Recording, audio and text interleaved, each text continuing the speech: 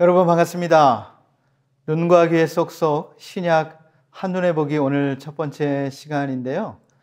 신약 한눈에 보기는 신약 성경 전체의 내용을 큰 그림으로 8번에 걸쳐서 함께 보는 시간입니다. 여러분 성경을 공부하는 방법 가운데 하나는 먼저 큰 그림을 본 다음에 나머지 내용들을 자세하게 살피게 되면 전체 구조에 있어서 내용을 더 정확하게, 더 자세하게 이해하고 살필 수가 있는 것입니다. 그런 의미에서 눈과 귀에 쏙쏙 신약 한눈에 보기는 성경 공부하는 데 있어서 가장 먼저 해야 될 과정이 아닌가 그렇게 생각이 됩니다.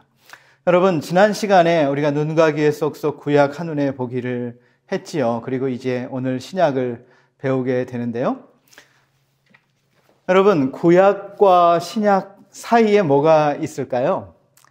구약과 신약 사이에 어떤 사람은 과가 있다 그렇게 말하는 사람이 있어요. 구약과 신약, 그래서 과가 있다 그러는데, 여러분 우리가 성경을 읽어보면 말라기를 읽고 그 다음에 마태복음을 시작하기 전에 중간에 한 장의 공백이 있지만 시간으로 보면 아주 긴 시간이 생략된 것을 알 수가 있습니다.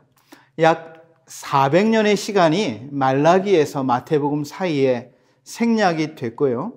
이 시대에는 어떠한 선지자를 통해서도 하나님께서 성경을 기록하지 않으셨습니다. 그래서 오늘 이 첫 번째 시간에는 말라기에서 마태복음 요 사이에 400년 침묵기다 이렇게 말을 하는데, 요 400년 침묵기에 어떤 역사가 있었는지를 살피는 것은 신약 성경을 이해하는 데 굉장히 중요합니다. 그래서 오늘 제가 요 400년 침묵기, 말라기에서 마태복음 사이에 일어났던 역사적인 사건들을 함께 정리해 보도록 하겠습니다. 이것을 신약 배경사다 이렇게 말하기도 해요. 신약의 배경이 되는 역사의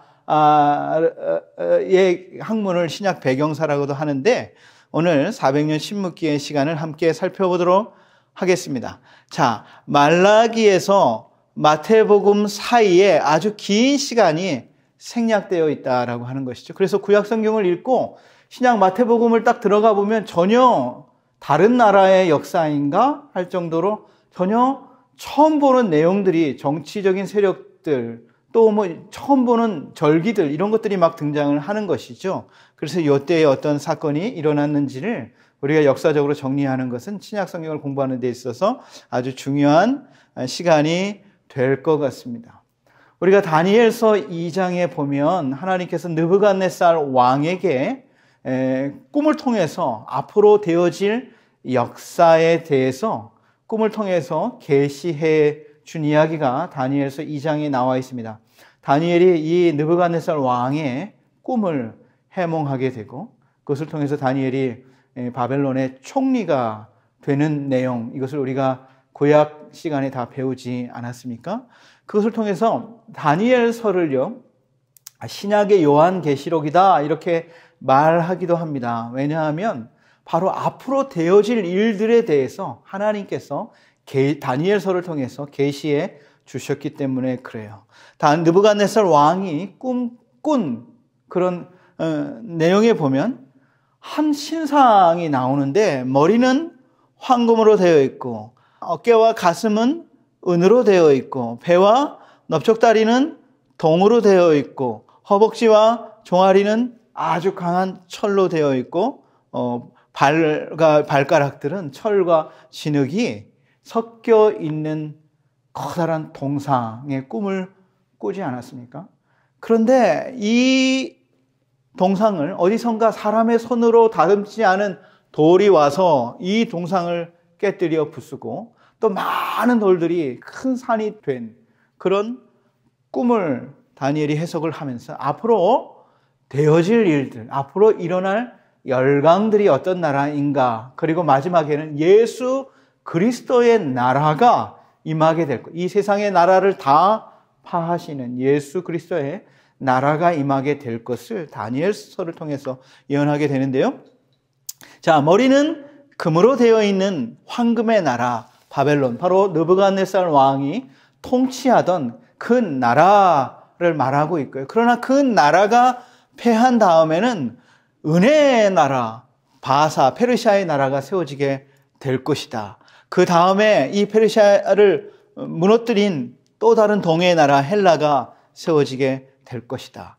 그리고 그 헬라를 무너뜨릴 아주 강한 철의 나라 로마가 세워지게 될 것이다. 그리고 그 후에 또 작은 또 열강들이, 진흙과 철이 섞여 있는 작은 열강들이 세워지게 될 것. 그러나 마지막에는 하나님의 나라, 예수 그리스도의 나라가 세워지게 될 것을 이 다니엘서를 통해서 예언하고 계시지 않습니까? 그리고 그 예언대로 우리가 지금 보니까 그 예언대로 이렇게 하나님께서 역사를 이루어 가시는 것을 우리가 또 확인할 수가 있는 것이죠. 그래서 그 신약과 구약 사이에 그 세워졌던 그 열강들에 대해서 우리가 한번 함께 살펴보도록 하겠는데요. 그 신약과 구약 사이의 열강 앞에 우리가 구약 성경에 등장하는 그 전에 열강들도 두 나라를 살펴보겠습니다. 첫째로는 아수르인데요. 이 아수르는 남북 이스라엘, 분열 왕국 시대에 북이스라엘을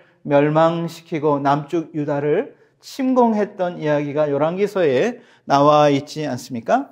사르곤 2세 때 아수르의 사르곤 2세 왕이 사마리아 성과 북왕국 이스라엘을 멸망시켰습니다.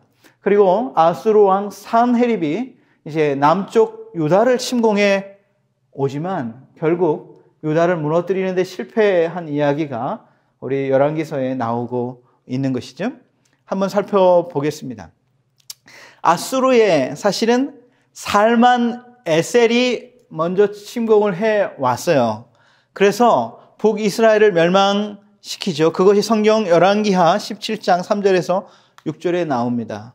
3년간 포위하고 호세아 왕과 백성들을 사로잡아 갔는데 사실은 살만 에셀이 이 전쟁을 시작했지만 전쟁 과정에 살만 에셀은 또 병들어 죽게 되고 그 후에 그의 아들인 사르곤이 마지막 사마리아를 멸망시킨 것을 알 수가 있습니다. 고대 전쟁은 여러분 공성전이라고, 고대 전쟁 가운데 가장 힘든 전쟁이 바로 공성전이죠. 공성전이라는 것은 성을 공격해서 무너뜨리는 전쟁을 공성전이라고 하는데요.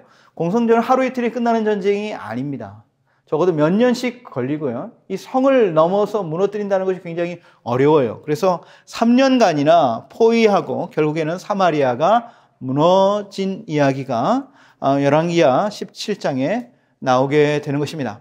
그리고 아수르의 왕 산헤립이 남쪽 유다를 침공해 오지만 우리가 이거 구약 시간에 다 배웠는데 한 번 더 복습을 하면 그때의 왕이 누구냐 하면 히스기야 왕이죠. 아수르의 군대 18만 5천의 대군을 이끌고 예루살렘 성을 포위했습니다.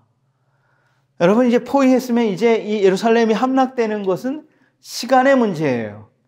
그죠? 성을 완전히 둘러쌌기 때문에 결국에는 이 오랜 시간만 기다리면 결국에는 이 안에서 분쟁이 먹을 것이 떨어지든지 안에 내분이 일어나든지 이래서 마지막에는 아주 잔인한 전쟁으로 끝나게 되는 것이 공성전인데요. 18만 5천의 아수르의 대군이 예루살렘 성전을 둘러쌌을 때에 이때의 남유다의 왕이 누구입니까? 바로 히스기야 왕이죠.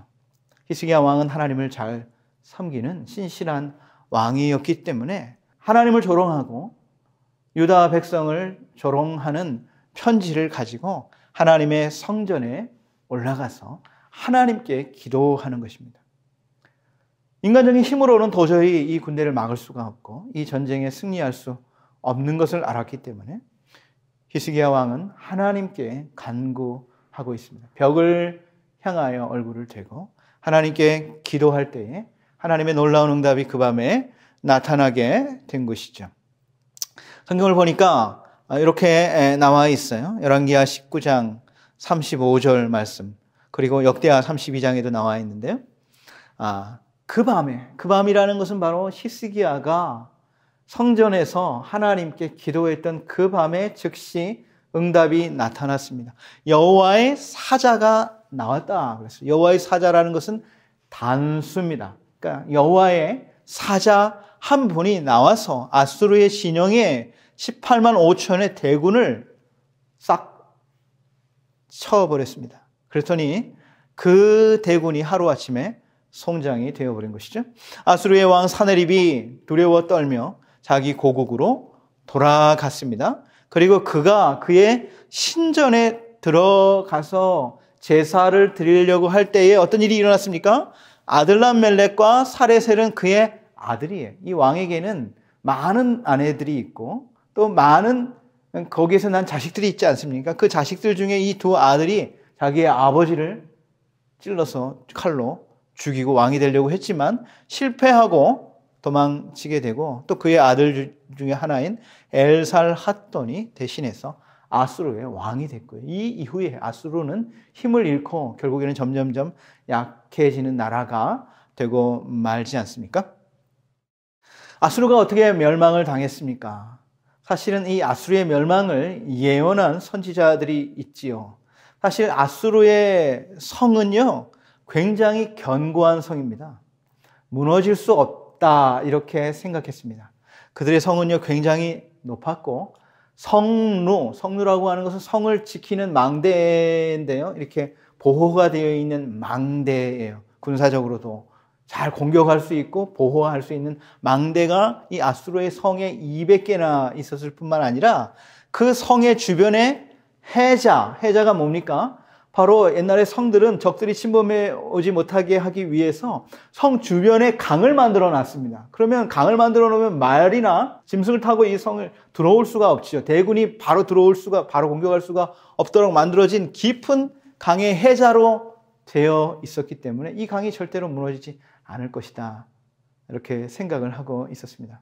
사실 나훔 선지자가 이 예언을 하기 150년 전에 아수르에 또 한 명의 선지자를 하나님이 보내셨죠. 이미 하나님의 심판이 그때 임했을 때에 요나를 통해서 하나님께서 이 아수르 니느웨 성의 회개를 외쳤을 때에 왕과 그 성에 있는 모든 백성들이 다 죄를 뒤집어 쓰고 회개하게 될 때에 하나님의 심판이 멈추고 이들이 구원을 받게 되지 않았습니까? 그런데 그 이후에 그들은 그 회개가 오래 가지 않았어요. 150년 후에는 계속해서 그들의 죄악의 길로 갈 때 하나님은 두 번째 선지자를 통해서 이 아수르의 멸망을 예언합니다. 이제는 더 이상 죄에서 돌이킬 수 없어. 하나님의 심판이 임했다. 물로 인한 심판이 임했다라고 예언하게 되는데요. 그 이후에 바로 이 아수르 성은요, 이 티그리스강을 끼고 있었는데요. 이 티그리스강이 범람하면서 그 성벽의 일부가 무너지게 됐어요. 그리고 그 무너진 성을 바벨론에 의해서 멸망을 당하게 된 것이죠. 나훔은 홍수로 인해서 아수르가 멸망될 것을 예언했습니다. 자, 두 번째 이제 아수르를 멸망시킨 바벨론의 역사도 우리가 구약 성경에 유다의 역사와 함께 있지요. 바벨론 느부갓네살 왕이 예루살렘과 유다 왕국을 멸망시켰습니다. 3차에 걸쳐서 유다를 침공하고 많은 포로들을 잡아갔지요. 그때에 바로 다니엘과 세 친구들도 잡혀갔지만 귀족들, 왕족들, 똑똑한 사람들, 청년들, 준수한 청년들도 잡아갔지만 기술자들, 장인들 이런 사람들도 다 자기네 나라로 포로로 잡아가게 되지 않았습니까? 대황금의 제국 바벨론, 그리고 그의 아들이 아니고 정확히 말하면 손자인데 성경에는 느부갓네살의 아들 이렇게 표현되고 있지만 이 당시에 히브리 사람들, 이 당시에 고대의 사람들은 그 자손들, 후손들을 다 그냥 아들이라는 단어를 써서 표현을 했습니다. 느부갓네살의 손자인 벨사살 때에 이 바벨론이 바사에 의해서, 메데바사의 연합국에 의해서 멸망을 당하게 된 역사가 성경에 나오고 있는 것이죠. 자, 황금의 나라 제국 바벨론이죠.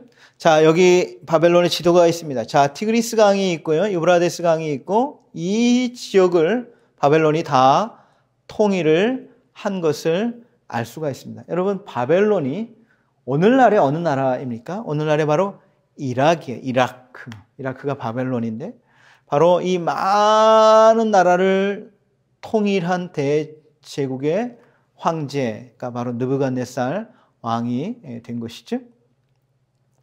느부갓네살 왕은 그 다니엘이 해석한 꿈을 통해서 자신이 황금의 제국인 것을 알게 되고, 그러나 또한 그 모든 나라를 다 무너뜨릴 하나님의 나라가 있다는 것들을 다니엘을 통해서 알게 됐지만, 그가 한 일이 무엇이냐 하면 큰 평지에 큰 금신상을 세우고, 자신의 얼굴을 새긴 금신상을 세우고, 이 금신상에게 절하라, 이렇게 모든 방백들을 다 불러 모아 이렇게 명령을 한 내용들이 다니엘서에 나오지 않습니까? 다니엘의 세 친구가 그러나 그 절하는 것을 거절하고 풀무 속에 들어갔지만 하나님의 놀라운 구원을 또 경험한 내용들이 다니엘서에 나와 있지 않습니까?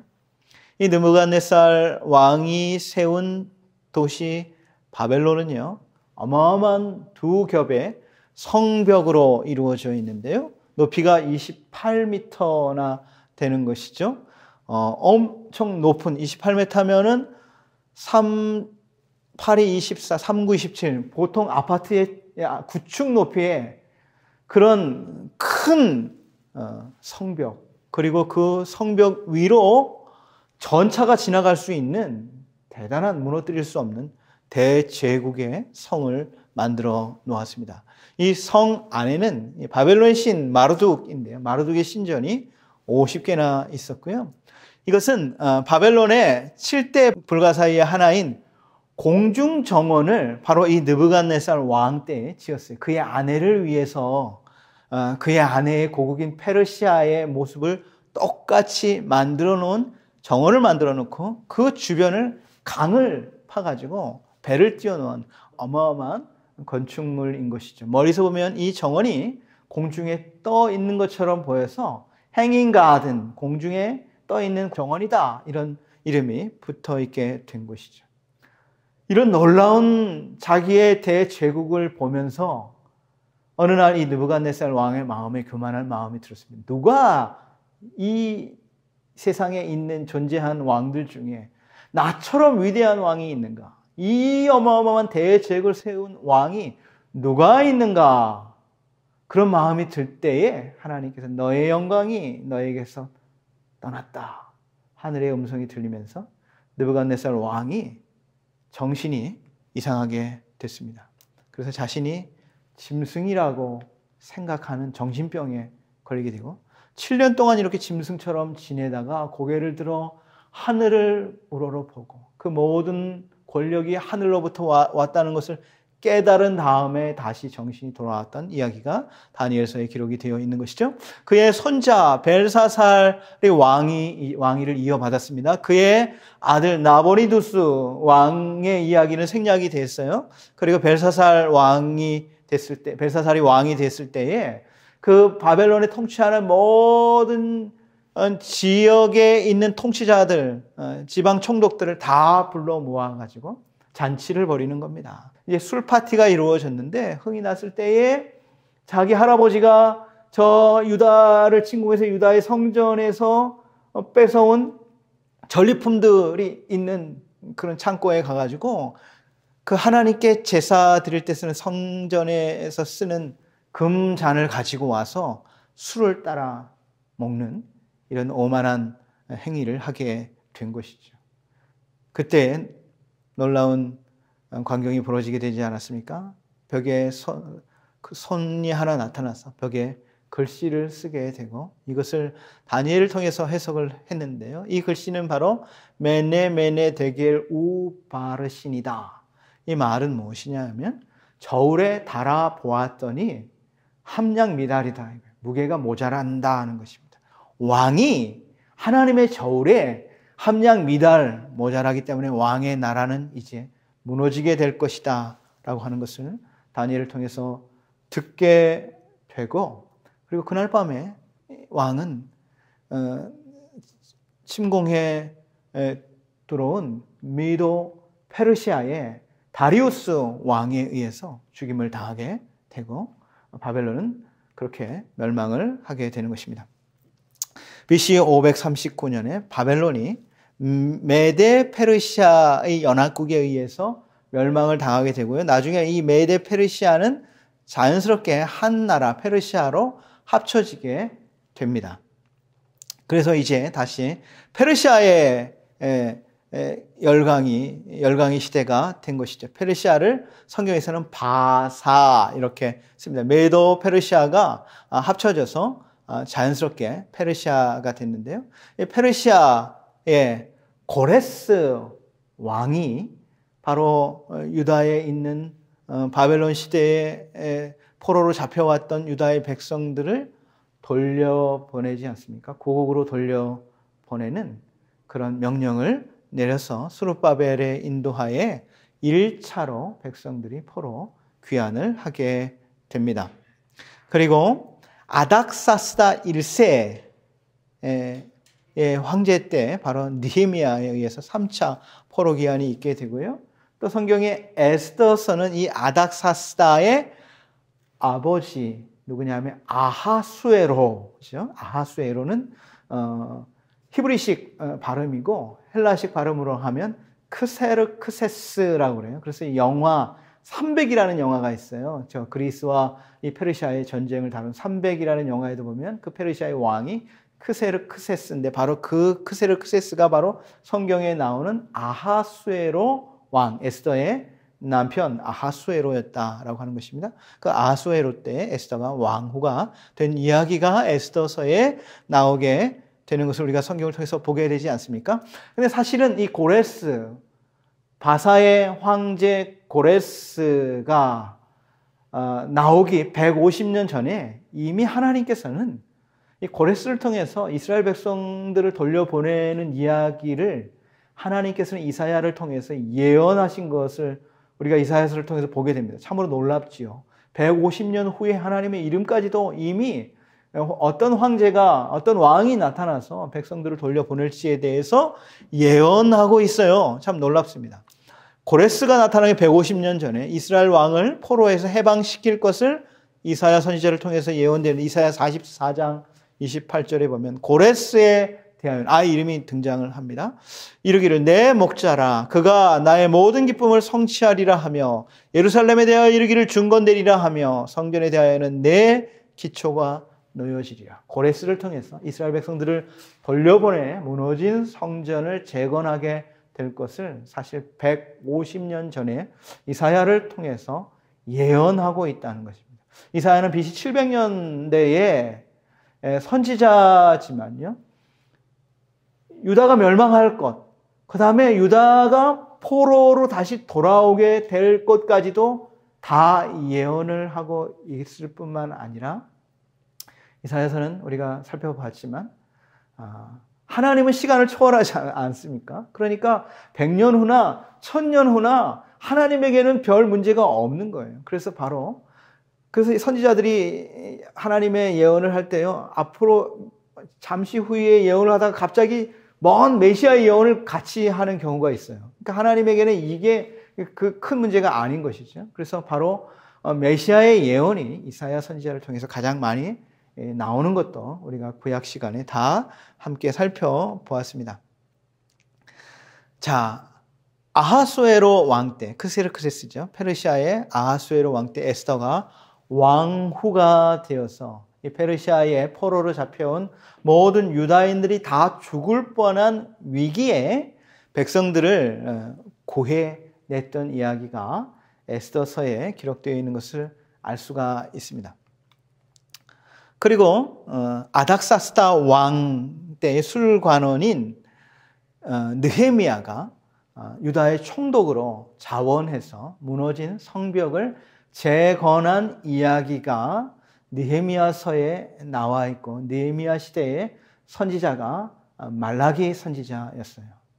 그리고 그 이후에 이 페르시아와 이 느헤미야와 그 말라기 선지자 이후의 역사는 전혀 기록이 되지 않아요. 그러니까 그 이후에 어떤 나라가 세워졌는지에 대해서는 성경에는 나와 있지 않지만 우리가 세계 역사를 보면 그 이후에 어떤 나라가 세워졌는지를 알 수가 있고, 사실은 그 이후에 어떤 나라가 세워질지에 대해서도 다니엘서에 다 예언이 되어 있는 것을 보게 됩니다.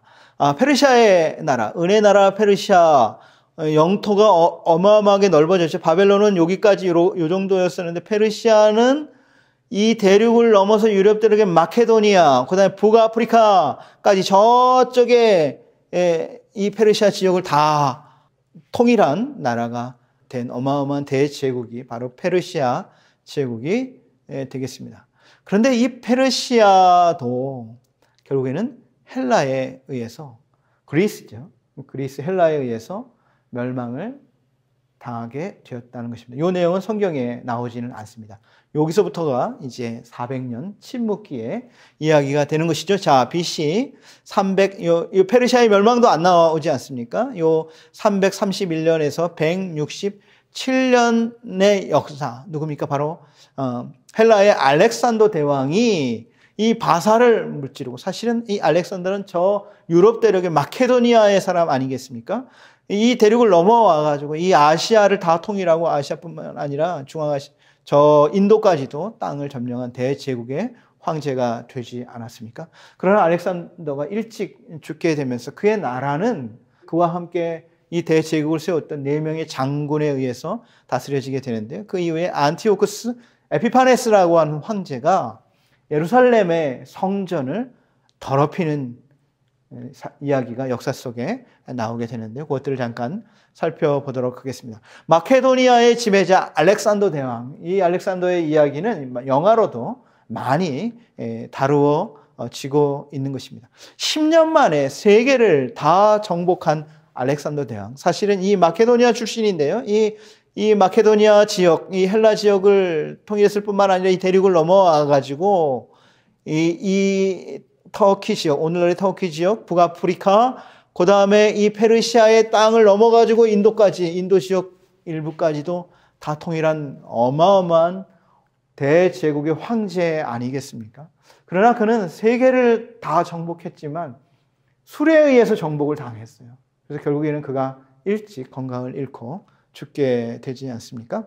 알렉산더의 갑작스러운 죽음으로 인해서 그가 통일했던 그가 정복했던 그 많은 나라가 4명의, 그의 밑에 있는 4명의 장군들에 의해서 나누어지게 되었다는 것입니다. 근데 사실은 이게 성경 다니엘서에 예언이 되어 있어요. 다니엘이 어느 날 환상을 보는데요. 저쪽에서 이 양 한 마리가, 2뿔 달린 양 한 마리가 딱 나타나서 그 주변을 날뛰고 있는 것입니다. 이 2뿔이 누구냐면 메데와 페르시아, 나중에는 페르시아가 된 이 페르시아 제국을 상징하는 짐승이죠. 그런데 다른 쪽에서 아주 커다란 뿔 하나를 가진 염소가 나와서 이 양을 받아서 이 양을 쓰러뜨려 죽였습니다. 그런데 이 염소가 누구냐면 바로 알렉산더 대왕의 헬라 제국인 것이죠. 그런데 이 긴 뿔이 잠시 후에 부러집니다. 부러지면서 어떻게 되냐면 그 뿔보다 작은 4개의 뿔이 나오게 되는 환상을 다니엘이 보게 되는데요. 이것을 다니엘이 이렇게 기록을 하고 있습니다. 내가 본 바 2뿔 가진 순양은 곧 메데와 바사의 왕. 나중에는 메도 페르시아가 되지 않습니까? 근데 털이 많은 순염소 곧 헬라 왕 알렉산더지요. 그의 2눈 사이에 있는 큰 뿔이 그 첫째 왕인데, 뿔이 메도 페르시아의 이 나라를 무너뜨리지 않습니까? 그런데 이 뿔이 꺾이고 그 대신에 4뿔이 났은즉 그 나라 가운데에서 4나라가 일어나되 그의 권세만은 못하리라. 그의 장군들이 이제 이 알렉산더 제국의 헬라를 4동강으로 나누어서 통치하게 되는 시대가 된 것이죠. 4명의 장군, 리시마쿠스, 안티고누스, 셀루쿠스, 톨레미, 이 4명의 장군이 이 알렉산더 대왕이 통일했던 이 많은 지역을 나누어서 통치하게 되었다라고 하는 것이죠. 그리고 그 후에 그 중에 이제 BC 167년에 안티오쿠스 에피파네스 4세라고 하는 황제가 유대의 성전을 더럽히게 됩니다. 사실은 안티오쿠스 에피파네스 황제는 이 셀리쿠스의 왕이었어요. 그런데 이 셀리쿠스와 톨레미 간의 전쟁이 일어나서 패배하고 돌아가면서 이 유대 지역에 와서 화풀이를 하는 것이에요. 그래서 유대의 예루살렘에 있는 성전을 더럽히는 이야기가 유대의 역사 속에 기록이 되어 있는데요. 유대인들은 돼지를 아주 싫어합니다. 부정한 짐승이지요. 그래서 먹지도 않는데 이 돼지를 잡아서 돼지 피를 유대인의 성전에서 돼지 피를 뿌리고 돼지로 제사를 드린 것이죠. 그건 유대인을 모욕하는 일 아니겠습니까?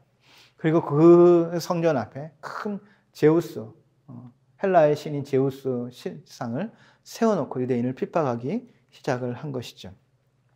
사실 이것도 다니엘서에 예언이 되어 있습니다. 다니엘서 11장에 보면 군대는 그의 편에 서서 성소 곧 견고한 곳을 더럽히며 매일 드리는 제사를 폐하며 멸망하게 하는 가증한 것, 우상을 세울 것이다. 이게 다니엘서에 기록이 되어 있는데 그대로 이 예루살렘 성전이 더럽혀지게 된 것이죠.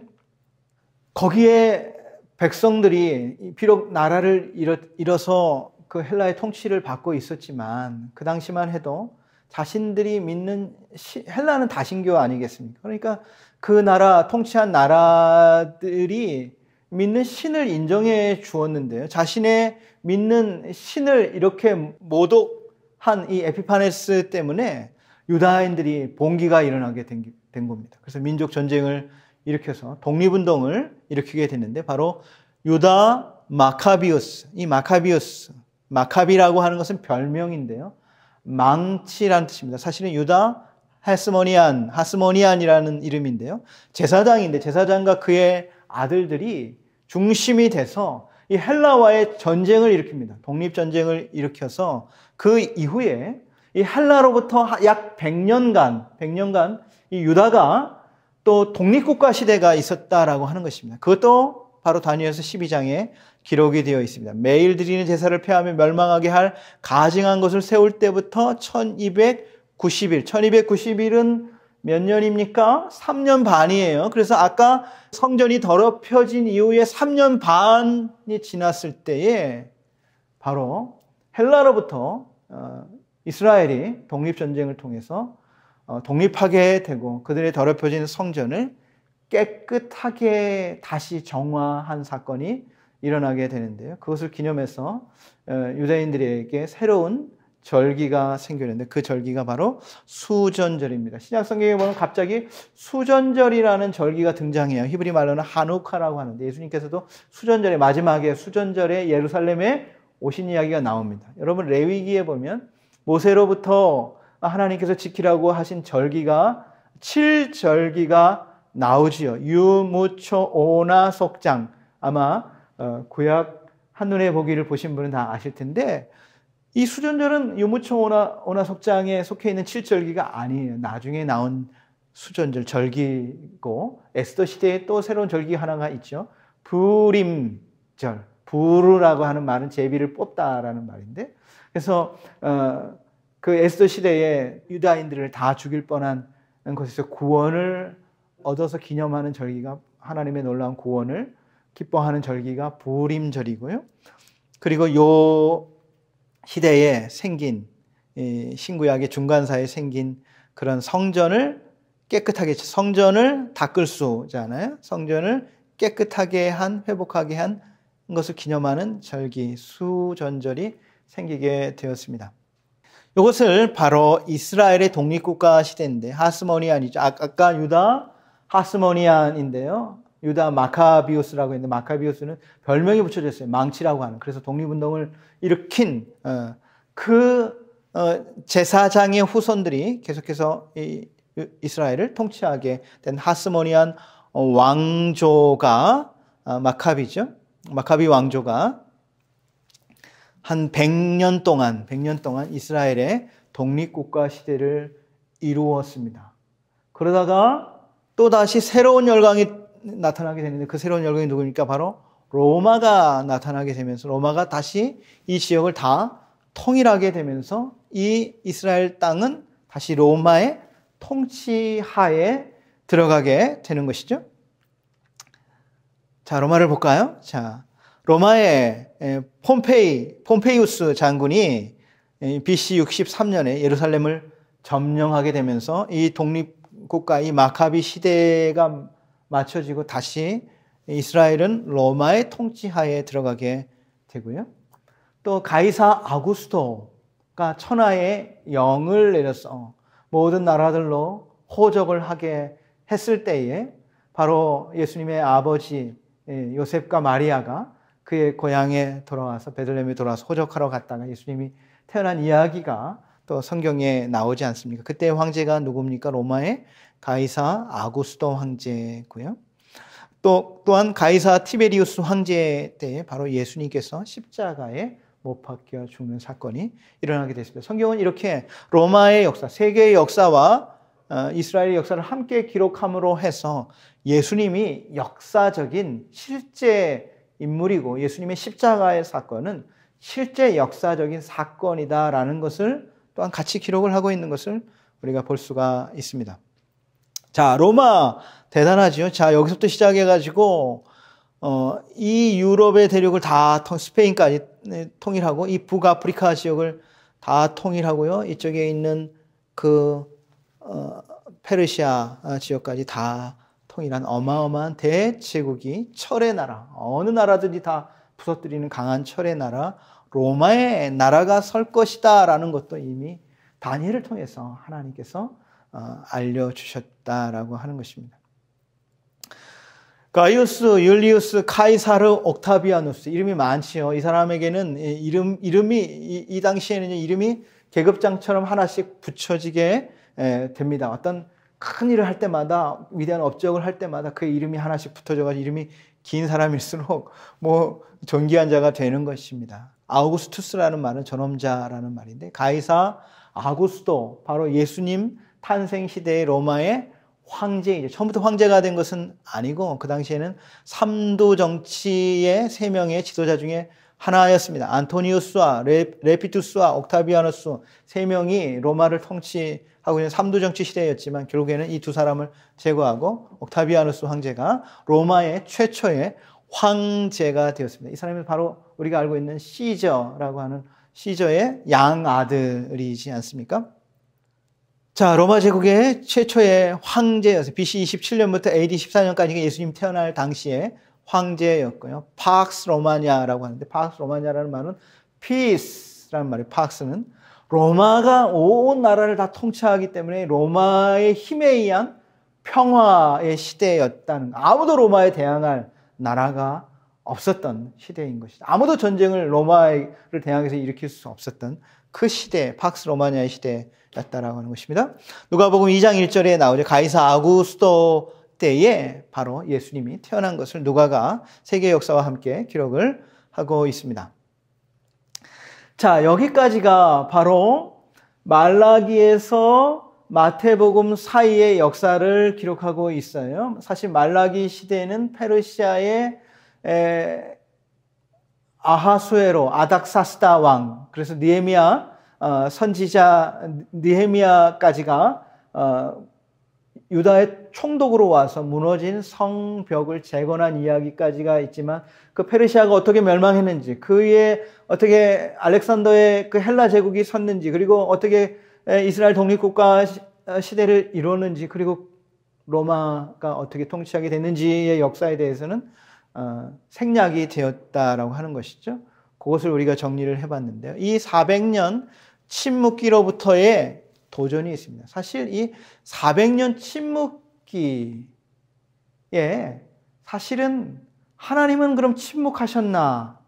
하나님은 선지자를 통해서 아무 말씀도 하지 않으셨지만 하나님은 이 세계 역사를 만들어 가시는 분 아니십니까? 그래서 하나님께서는 이 시간에 정말 놀라운 일을 하셨다라는 것을 우리가 볼 수가 있어요.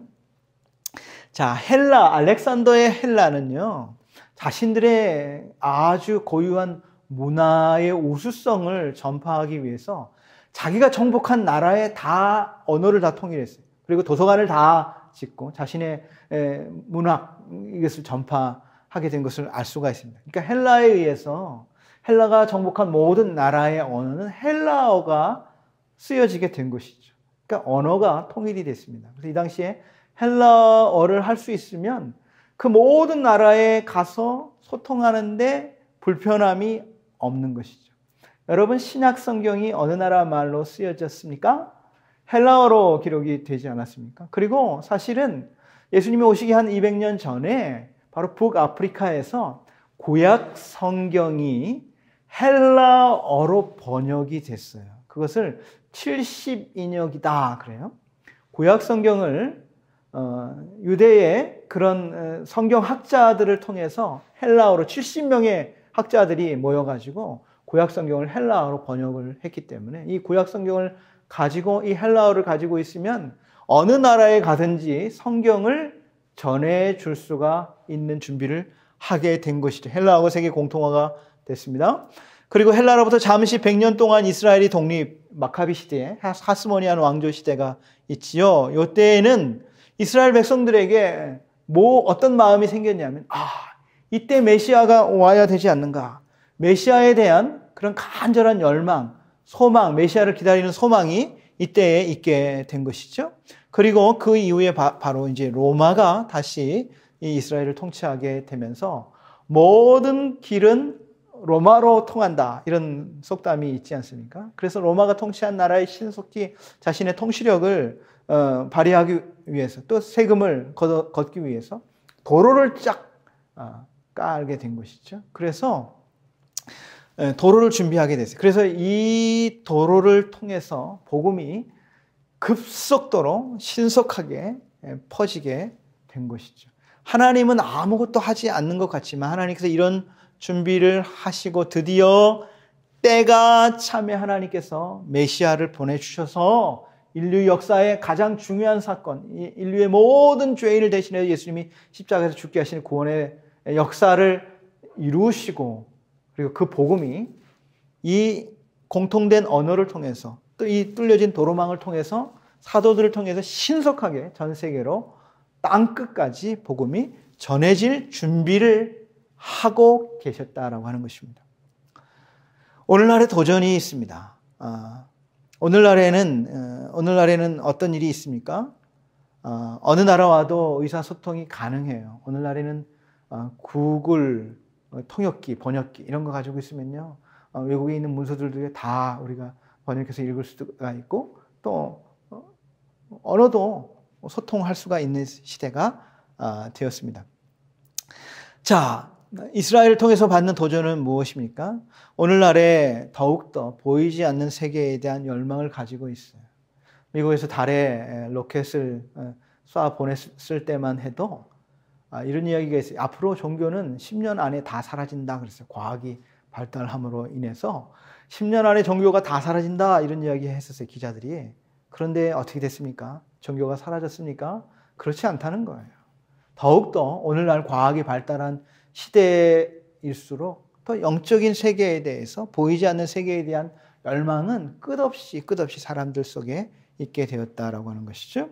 자, 로마를 통해서 받는 도전은 뭡니까? 오늘날은요, 전 세계에 30시간 이내에 여행이 가능해요. 어느 나라든지 지금 30시간 이내에 갈 수가 있고, 테슬라의 일론 머스크는 요즘 어떤 계획을 가지고 있냐 하면 대기권 밖으로 로켓을 쏴가지고 그 대기권 밖에서 지구 반대편으로 아주 무중력 진공 상태니까 빠르게 이동해가지고 지구 반대편을 2시간 안에 갈 수 있는 그런 여행을 지금 계획하고 있는 시대가 됐습니다. 앞으로 곧 이런 시대가 될 수도 있어요. 그래서 우리가 저쪽 지구 반대편에 있는 브라질, 아르헨티나를 2시간 만에 갈 수 있는 그런 비행 상품이 나올 수도 있는 시대가 되었습니다. 전 세계를 빠르게 여행할 수 있게 된 것이죠.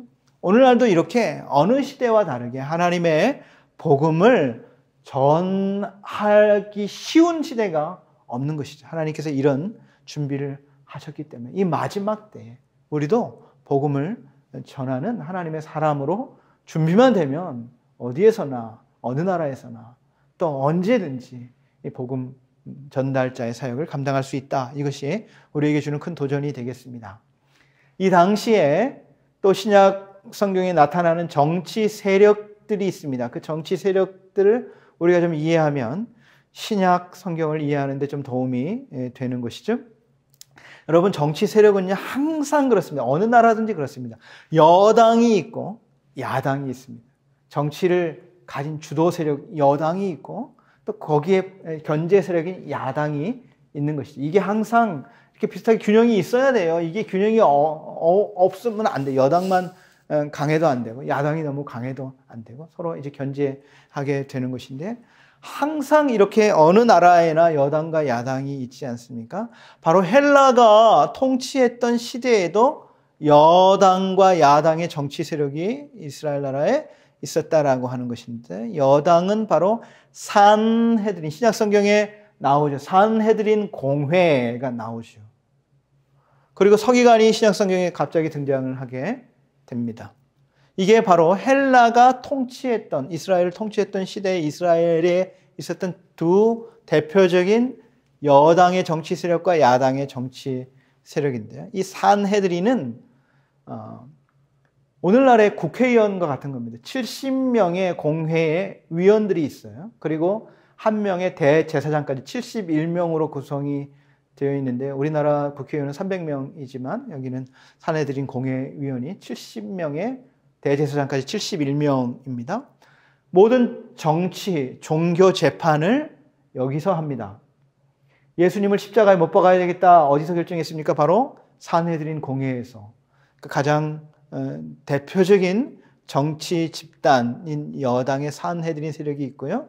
대표적인 야당이 바로 서기관들입니다. 이 서기관들은 누구냐면 성경 필사자예요.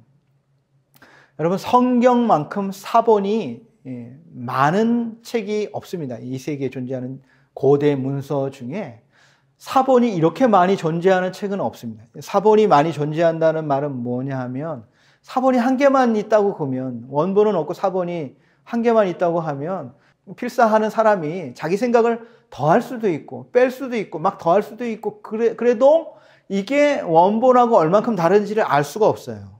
근데 사본이 200개가 있다 그러면 내가 여기다 더 한 거는 금방 표시가 나죠. 다른 사본하고 비교를 해보면. 그런데 성경은 그만큼 사본이 많습니다. 수십 개, 수백 개의 사본이 존재하거든요. 그래서 그 수십 개, 수백 개의 사본을 비교해보면 거의 다른 점이 없다는 거예요. 그 정도로 이 성경 필사자들이 정확하게 성경을 옮겨 적었던 사람들이죠. 성경을 보존했던 사람들이죠. 오늘날에는 성경이 장도 있고 절도 있지만 그 당시에는 장, 절이 없었지 않습니까? 띄어쓰기 이런 게 없지 않습니까? 그러니까 이 사람들은 글씨를 세는 거예요. 창세기의 글씨가 32만 6,521자다. 그러면 쓰고 난 다음에 이 글자 수를 세요. 그러니까 정확하게 한자가 빠졌는지 더해졌는지를 알 수가 있을 만큼 정확하게 성경이 사본으로 존재하게 됐는데, 성경에 있는 성경을 필사하는 사람들이지만 또한 성경의 내용을 잘 알기 때문에 그것을 성경을 사람들에게 가르치는 성경 선생님들이었지만, 성경의 의미를, 하나님께서 전해준 성경의 의미를 바로 알지 못하고 왜곡된 성경을 가르치기 때문에 예수님으로부터 많은 그런 비난을 당하기도 하지 않았습니까? 바로 대표적인 야당 세력이, 이 헬라 시대의 야당 세력이 서기관이 되겠습니다. 이스라엘 통일 왕국 시대, 한 100년 동안 헬라로부터 독립한 독립국가 시대가 있었다고 했죠. 이때에 생긴 그 대표적인 정치 세력은 사두개인과 바리새인입니다. 사두개인은 대표적인 여당이에요. 오늘날로 말하면 다 종교 세력인데요. 오늘날로 말하면 자유주의가 뭡니까? 자기의 머리로, 이성으로 이해되지 않는 것들은 믿지 않는 거죠. 사두개인들이 그랬어요. 그래서 천사, 죽은 자의 부활 이런 거 믿지 않았어요. 그러나 성전을 관리하는 권력을 가지고 있어요. 돈을 가지고 있어서 성전, 제사장들을 움직이는 정치 세력이 바로 사두개인들이었어요. 거기에 비해서 바리새인들은 근본주의자예요. 성경의 근본주의자들이어가지고 예수님이 서기관들과 바리새인들을 비난하지 않습니까? 화 있을진저 서기관들과 바리새인들이여 너희는 박하와 회양과 근체에 11조는 드리지만 그 성경에 있는 진짜 의미인 의와 인과 신은 버렸다. 그러나 이것도 행하고 저것도 그치지 말아야 된다. 예수님으로부터 책망을 받았는데요. 그 사람들이 바로 바리새인들입니다. 성경의 근본주의자들이에요. 성경의 1.1핵이라도 다 지키려고 하는 율법주의자들이었지만 사실은 지킬 수가 없기 때문에 껍데기만 남아있는 그런 사람들이 바로 바리새인들이었습니다. 사두개인, 재밌게 이제 한자로 표현하면 원래 이런 표현은 아닙니다. 사는 생각사죠. 두, 머리 두자죠. 개자는 뭡니까? 뚜껑 개자예요. 그러니까 머리 껍데기로만 생각하는 사람, 자기 머리 껍데기로 이해 안 되는 거는 이해하지 않는 사람. BC 260 사독이라는 제사장으로부터 시작됐는데 천사와 부활을 믿지 않고 물질주의자고요. 귀족이고 대제사장들과 같은 높은 정치주의를 갖고 있는 경제적 부유층 대표적인 여당 정치 세력이었다는 것입니다. 거기에 비해서 바리새인은 뭡니까? 발로 다 세버렸다는 거예요. 머리로 생각하는 사람이 아니라 이 사람은 머리로 받아들였어요. 성경이 1.1이라도 다 정확하게 더 받아들였는데 영어로는 더 separate이라는 분리주의자들이 있죠. 신학적 정통주의자 구별해서 정확하게 하나님의 말씀대로 지키려고 했지만 지킬 수가 없으니까 형식만 남아 있는 자들이 되어버리게 된 것이죠. 천사와 영물에 대한 신앙이 반대적인 신앙을 가지고 있었는데 대표적인 사두개인과 바리새인 정치 세력인데 다 예수님으로부터 비난을 받았습니다. 자, 세 번째로는 로마 통치 시대의 정치 세력이 또 하나 나오지 않습니까? 신약 성경에 대표적인 여당 세력은 세리고요. 야당 세력은 열심당입니다. 세리는 뭐 하는 사람입니까? 로마의 권력에 빌붙어서 세금을 거두어 로마에 바치는 사람들이죠. 그런데 로마가 정한 세금만 바치는 게 아니라 거기에 자기의 이익을 덧붙여가지고 세금의 2배, 3배를 걷어들이는, 그래서 백성들로부터 매국노라는 비난을 받는 자들이 바로 세리들이지만 대표적인 여당 세력이고요. 대표적인 로마 통치 시대의 야당 세력은 바로 열심당입니다. 열심당은 바로 독립운동가들이에요. 민족주의자들이에요. 로마로부터 이스라엘을 독립하고자 하는, 그래서 투쟁하는 사람들이 바로 열심당원이었습니다. 요만한 칼을 몸에 품고 다니면서 이런 나라 팔아먹은 사람들 암살하는 독립운동자들이 바로 열심당원들이었습니다. 여러분, 근데 재밌는 건 뭡니까? 예수님의 제자 중에 이 두 정치 세력이 다 있어요. 예수님의 제자 중에 세리가 있죠. 누가 있습니까? 마태가 있죠. 그리고 예수님의 제자 중에 열심당원이 있어요. 질럿당이라고 하죠. 질럿당 시몬. 예수님의 제자가 시몬이 2명이 있었는데 그 중에 하나가 질럿당 시몬이었고 또 하나 시몬은 나중에 예수님께서 베드로라고 하는 새로운 이름을 주시지 않습니까? 근데 바로 이 두 정치 세력이 로마 통치 시대에 생긴 정치 세력인데 이 신약 성경에 이 6개의 정치 세력이 다 등장을 하고 있는 것을 알 수가 있어요. 그래서 이 정치 세력이 왜 갑자기 신약 성경에 이런 사람들이 나오나, 이 배경을 알아야 사복음서에 나오는 이런 사람들을 이해할 수가 있고 이런 사람들의 행동들을 잘 이해를 할 수가 있습니다. 자, 여기까지 우리가 구약과 신약 사이에, 말라기에서부터 마태복음 사이에 400년의 신구약 중간사, 신약 배경사를 한번 정리해 보았습니다. 다음 시간에는 이제 사복음서, 예수님의 탄생부터 시작해가지고 우리가 또 함께 공부를 해 보도록 하겠습니다. 감사합니다.